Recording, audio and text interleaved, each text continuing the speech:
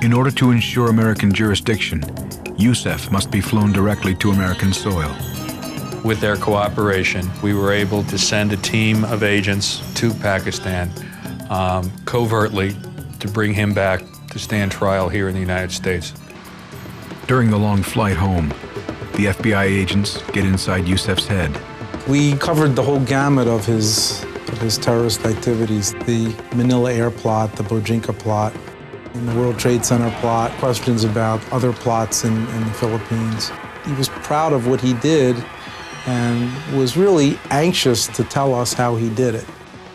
Finally, the terrorist transport plane touches down in the U.S.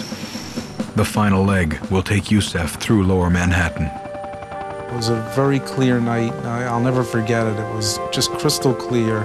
We wanted to make sure that he was flown back past the World Trade Center at night with the lights bright, flashing boldly in the early morning hours. We came right down the Hudson River, and of course, at the base of Manhattan were the Twin Towers all lit up. He was in the custody of the lead FBI agent in the World Trade Center investigation, Bill Gavin. New York just looked beautiful that night. Crystal clear, crisp, lights twinkling, and of course we had him with the hood on.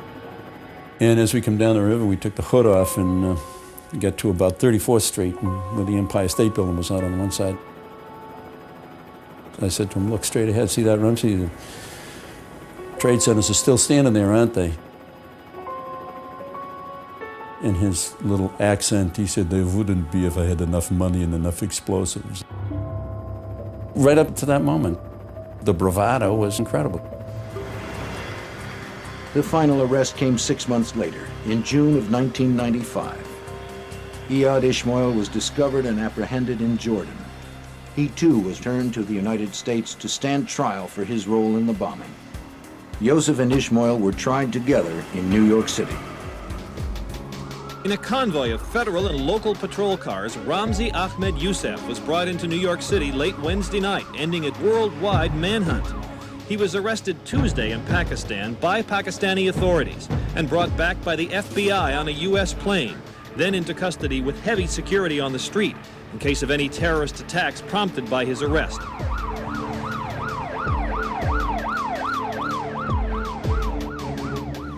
At his trial a year later in New York's Southern District Court, Yousef decides to handle his own defense against the advice of the judge. He performs better than expected, but he is found guilty on all charges related to the bombing of PAL 434 and conspiring to bomb 12 American passenger planes. Yousef is also found guilty in a second trial for the World Trade Center bombing. In his final summing up, Yousef justifies his actions. Yes, I am a terrorist and proud of it. And I only support terrorism so long as it's against the United States government and against Israel, because you are more than terrorists. Although Pakistani, Yousef describes himself as Palestinian by choice. And he justifies the PAL 434 and World Trade Center bombings as punishment for a U.S. foreign policy that favors Israel over Palestine. And hypocrites! In January of 1998, after being found guilty of the same 38 charges that the other defendants had faced, a judge sentenced the two to life in prison with no possibility of parole.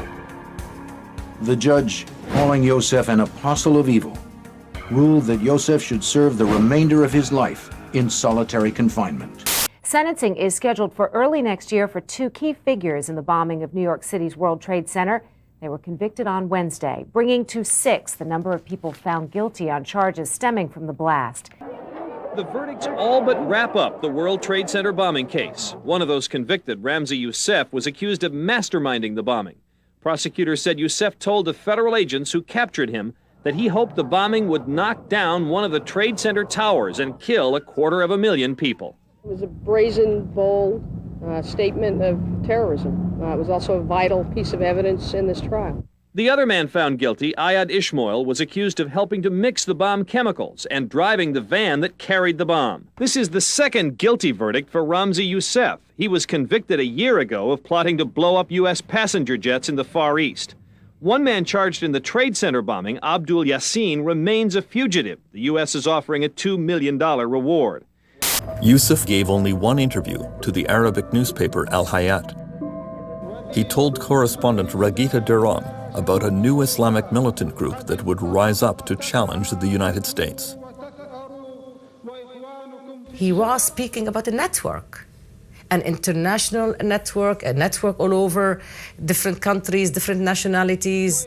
Eventually I said, my goodness, he was talking about Al-Qaeda. He was telling us a lot about Al-Qaeda. Ramzi Yousef might have given some key clues about Al-Qaeda and its intentions, but few in the US government were listening. Ramzi Yousef, while born in Kuwait, was born of Pakistani and Palestinian parents. So the Palestinian cause would have been something inculcated in him from early childhood on, and the enmity towards the West, but Israel in particular, was something deeply seared within him. Here was a man with very powerful educational credentials to play a very active role in designing airborne explosives and in technically planning operations. One of the interesting aspects about Ramzi Yousef is his family connection. He is the nephew of Khalid Sheikh Mohammed, who was the architect of the 9/11 attack. So we have a family tradition of radicalism here.